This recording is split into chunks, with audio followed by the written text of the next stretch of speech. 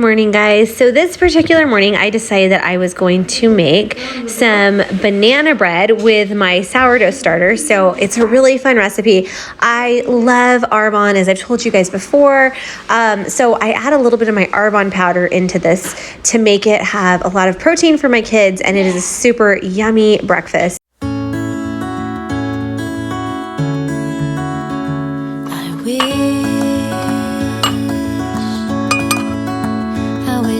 Okay, so here we have my sourdough starter. I have tended to my sourdough starter for months now. I named him Abraham, the father of many nations, because I would love to pass this sourdough starter on to generations. I don't care how far, I won't stop trying. I wanna be right where you are.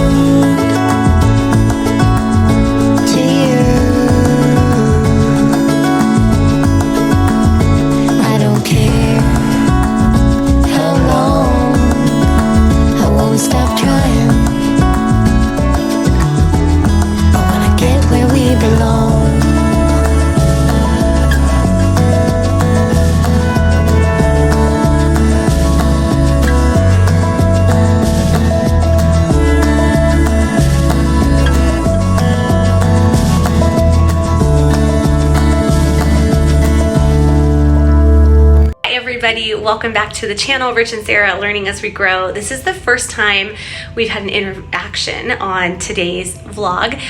Today I want to sit and talk with you and have another little chat. Not all of our vlogs are chats, by the way, it just happens to be the last couple have been.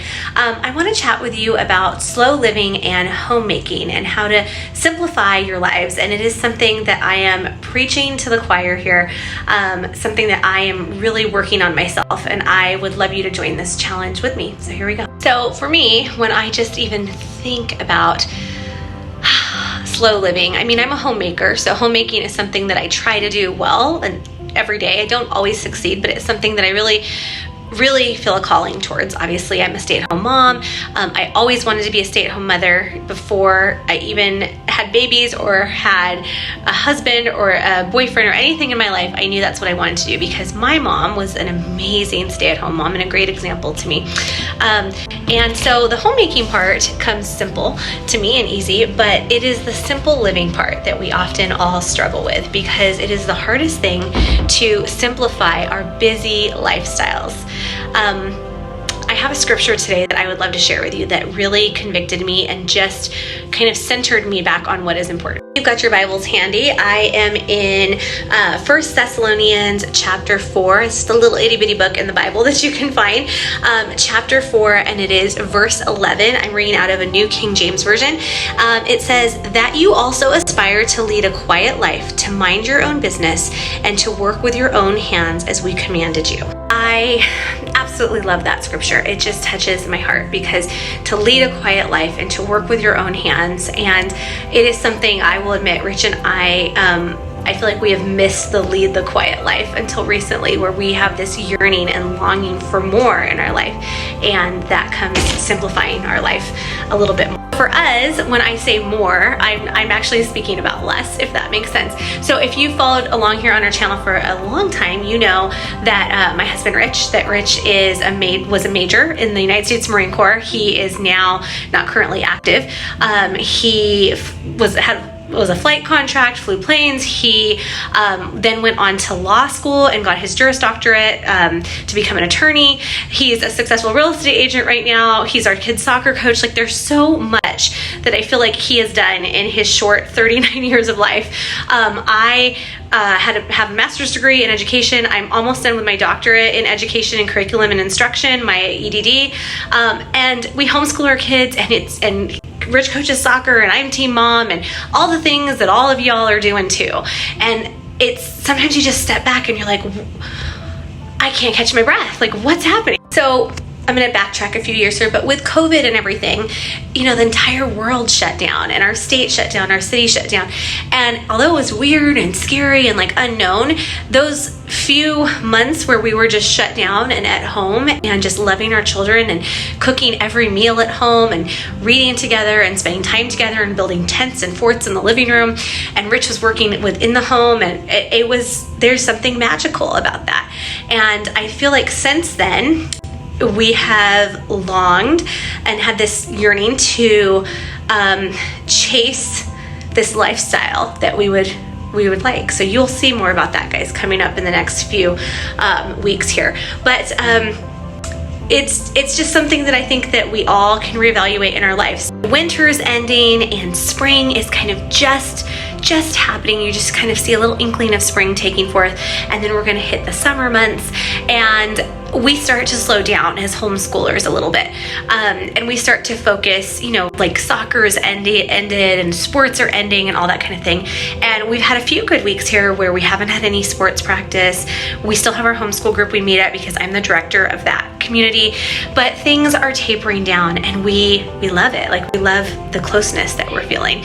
So I am on this journey to create a simplified lifestyle for my family, and to really embrace my homemaking in every aspect, and to not look at motherhood and homemaking, all that, as a chore, but to look at it as a way to serve my family as Christ served the church and serves us. A few things that have been very key and inspirational in our family with this is just making sure that we are doing every dinner time meal together, just sitting down, no distractions, no television, no cell phones, sitting at the table together, and just no television, no movies, anything like that.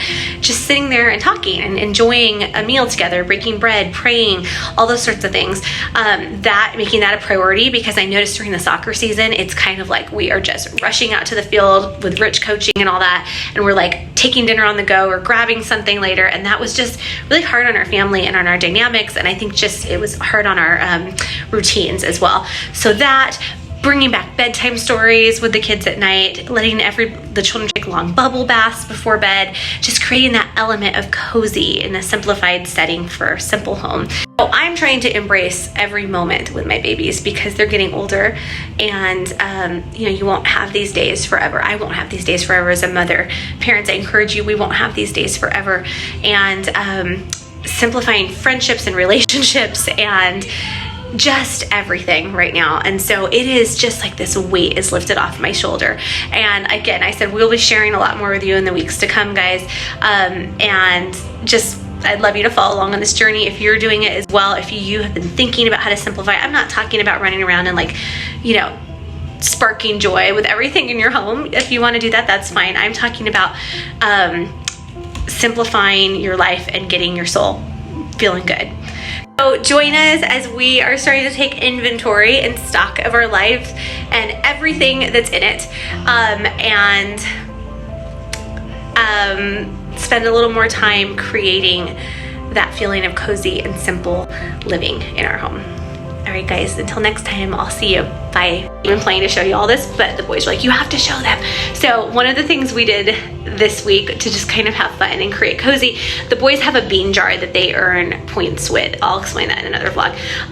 And they can earn certain things, prizes, whatever, movie nights, TV nights, family nights.